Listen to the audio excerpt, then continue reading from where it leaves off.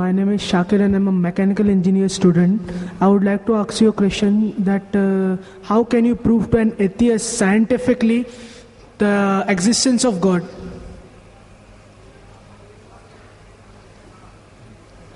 The brother posed the question, how can you scientifically prove the existence of God Almighty, the existence of Allah subhanahu wa ta'ala?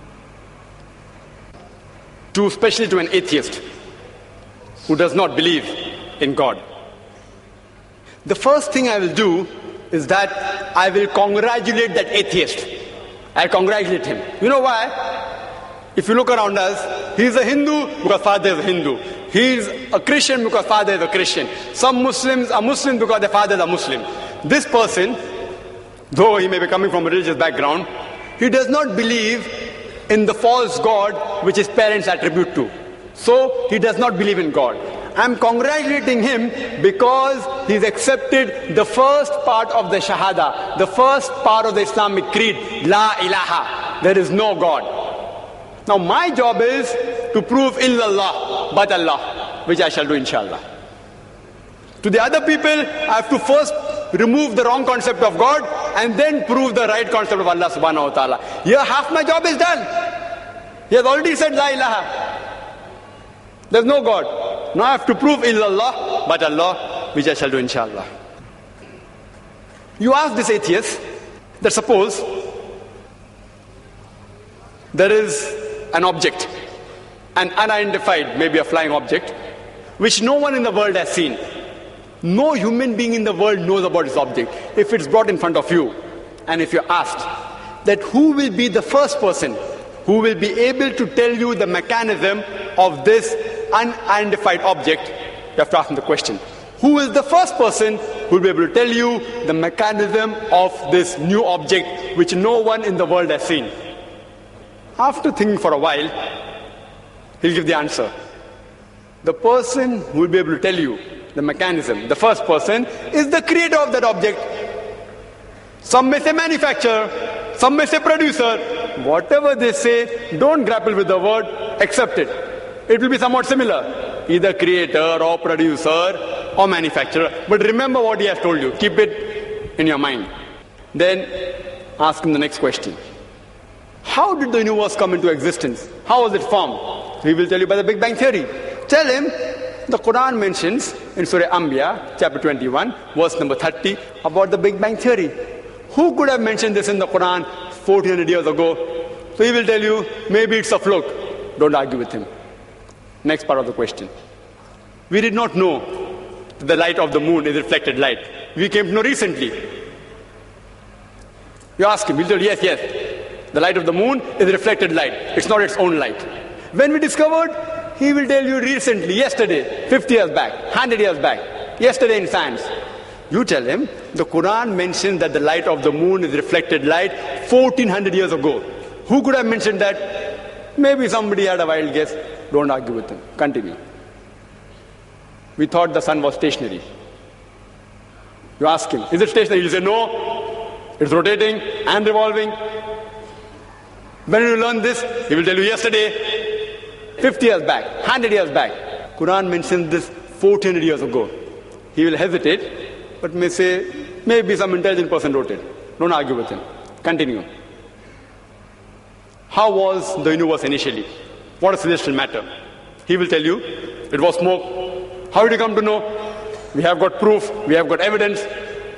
You tell him, Quran mentioned this 14 years ago. Who could have mentioned that? He will hesitate.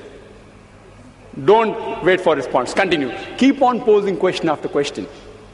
All that I give in the lecture, keep on posing one question after the other. That water cycle, how do we come to know about it?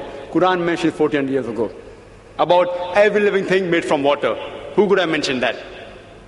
Quran speaks about botany, the male and female. Who could have mentioned that? Pose one after the other and ask the question, who could have written that? Then you tell him that there's a theory known as theory of probability.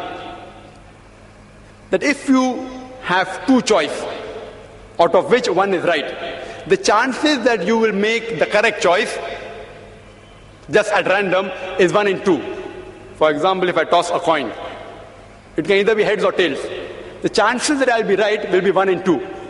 If I toss it twice, the chances that I'll be right both the times will be 1 upon 2 multiplied by 1 upon 2, that is 1 upon 4, 25% chance. If I toss it thrice, chances I'll be right all 3 times, 1 upon 2 multiplied by 1 upon 2 multiplied by 1 upon 2, it's 1 upon 8, 12.5%. A dice has got 6 sides.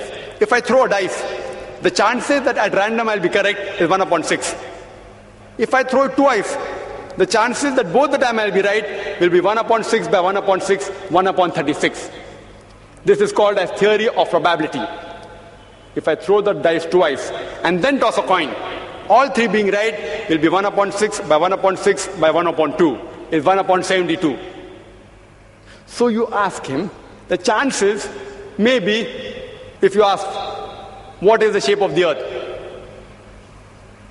There are various shapes. Some may say it is flat, some may say it is triangular, some may say it is hexagonal, some may say pentagonal, some may say heptagonal, some may say square. Say there can be 10 shapes.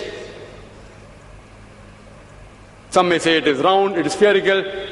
The chances that if anyone makes a wild guess, it being correct is 1 upon 10. The light of the moon, it can either be its own light or it can be reflected light. The chances that you make a wild guess and it being correct will be 1 upon 2. The chances that both shape of the earth and light of the moon being reflected light, both being correct, if you make a wild guess, it will be 1 upon 10 multiplied by 1 upon 2, it is 1 upon 20. What can the living creatures be made of? Some may say sand, some may say stone, some may say aluminium, some may say gold, say 1,000 materials you can name. Some may say water, some may say silver, 1,000 materials. The chances that you make a wild guess and one of them being right, according to mathematics, is 1 upon 1,000.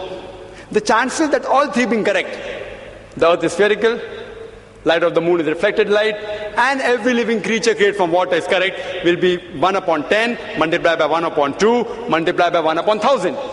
Answer comes to 1 upon 20,000 or 0.005%. Quran speaks about scientific science more than 1,000 verses. In 3 verses, the answer comes to 0.05%. If you apply probability theory to all this being at random chance, it will come to 0, negligible. And in maths, anything 1 in 10 raised to 50, it's equal to 0. So you ask your atheist friend, who could have written this? The only answer he can give you is this first answer, the creator, the manufacturer, the person who has produced it. That's the only answer, there's no other answer. What science is saying today is they are not eliminating God. They are eliminating models of God. La ilaha illallah. They are not eliminating God, but models of God. I hope that answers the question.